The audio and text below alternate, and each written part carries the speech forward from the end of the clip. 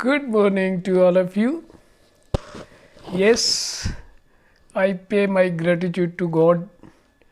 I pay my gratitude to Sadhguru, and also I pay my gratitude to the saint of the societies.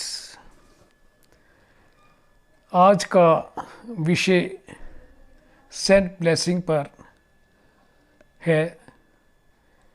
तो बात चल रही थी नवदा भक्ति की, किस प्रकार से भगवान श्री राम ने शबरी को नवदा भक्ति के बारे में बताया।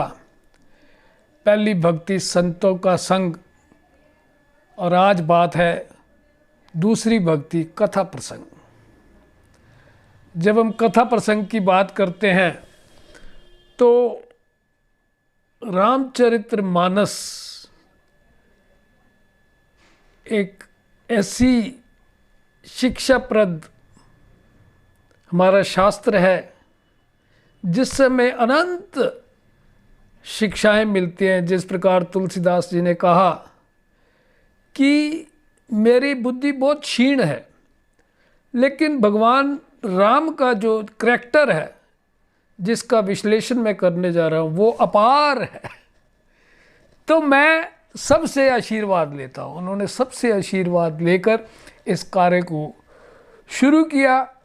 तो बात तब की है, आज का प्रसंग बात तब की है जब भगवान श्री राम सीता स्वयंवर में पहुँचे और सब राजाओं ने स्वयंवर में जो सदाशिव का धनुष रखा हुआ था उसको तोड़ने का भरसक प्रयास किया, लेकिन कोई भी राजा कामयाब हो नहीं सका। तो अब बारी आई भगवान श्री राम की। तो वो उन्होंने गुरुओं से आशीर्वाद प्राप्त किए, क्योंकि गुरु उनके साथ गए हुए थे।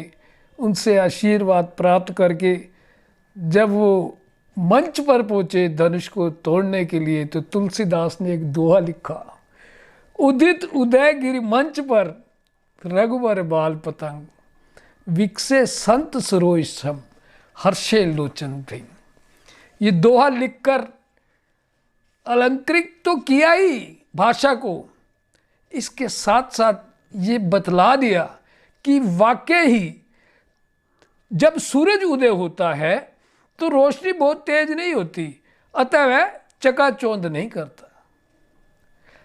और जब सूर्य उदय होता है तब सब संतों के कमल मन जो है कमल की भांति खिल जाते हैं और उनके नेत्र रूपी भंवरे हर्षित हो जाते हैं।